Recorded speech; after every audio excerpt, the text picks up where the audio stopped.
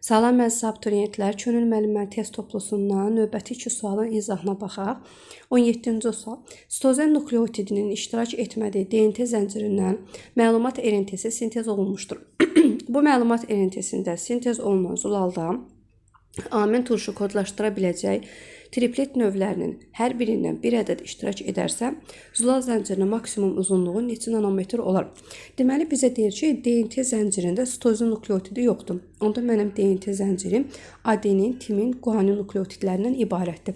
Əgər mənə zəncir sözünü yox, DNT molekulunu da desəydi ki, sitozin nukleotidi yoxdur. Biz bilirik ki, molekul özü 2 zəncirdən ibarətdir və 2 zəncirin qurulması komplementarlıq prinsipinə əsasən qurulur. Əgər molekulda sitozin nukleotidi olmasaydı, onun komplementarı olan guanin nukleotidi də olmayacaqdı. Amma bizə molekul sözünü işlətmir.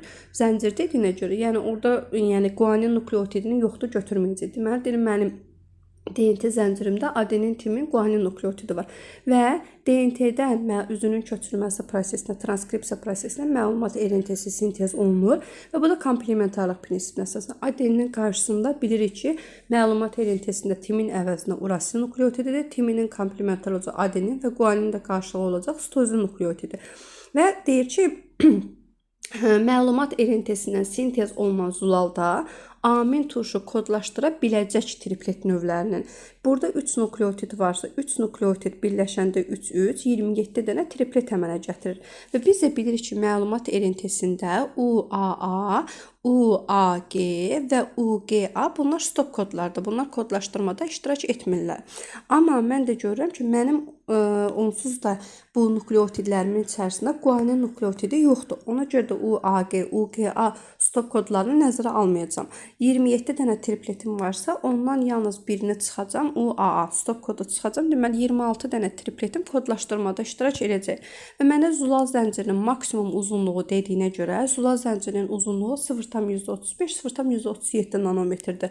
Maksimum dediyinə görə də bunu vuracam 0,37-yə, alacam 9,62. Növbəti suala baxaq, 18-ci sual. Hesab edək ki, DNT molekulunda yalnız 3 rabitə əmələ gətirə bilən nukleotidlər iştirak edir. Bu DNT molekulundan sintez olunan məlumat erintisində neçə növ triplet amin turşu kodlaşdırmasında iştirak edə bilər? Biz bilirik ki, guanin nukleotidi və sitozin nukleotidi zəncirin əvvəlində və yaxud da zəncirin sonunda gələrsə, onda bunlar 4 rabitə əmələ gətirəcəklər. 3 rabitə, minimum 4 rabitə əmələ gətirir. 3 rabitə hidrogen rabitəsidir. Bir də ki, guanin nukleotidinin karbohidratıdır ki, özündən aşağıdakı nukleotidlə fosfatla birləşdir. 4 rabitə əmələ gətirir. Əgər zəncirin ortasında yerləşərlərsə, onda maksimum 5 rabitə əmələ gətirəcəklər. Bir hidrogen rabitəsi, bir özündən yuxarıdakı nukleotidlə, bir də özündən aşağıdakı nukleotidlə birləşmiş olacaq. Adenin ilə timin nukleotidi zəncirin əvvəlində gələrsə 3, minimum 3, zəncirin ortasında gələrsə maksimum 4 rabitə əmələ gətirir. İndi bizə deyir ki, yalnız 3 rabitə əmələ gətirə bilən nukleotidlərdən ibarətdir. Deməli, mənim DNT molekulum yalnız adenin və timin nukleotidlərindən ibarətdir.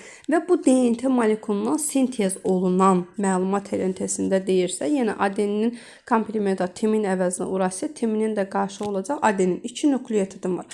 Bunların da əmələ gətirir triplet, 2 üstü 3 olsa 8 triplet və yenə məlumat erintisində bilirik ki, stop kodlar UAA, UAG və UGA-dır. Yenə bayaqki məsələdəki kimi guanin nukleotidim mənim də məlumat erintimdə olmadığına görə guanini çıxacam. UAA-nı nəzərə alacam. 8-dən də 1 çıxacam. Deməli 7 dənə tripletim kodlaşdırmada iştirak edir. Cavabımız olacaq B bəndi.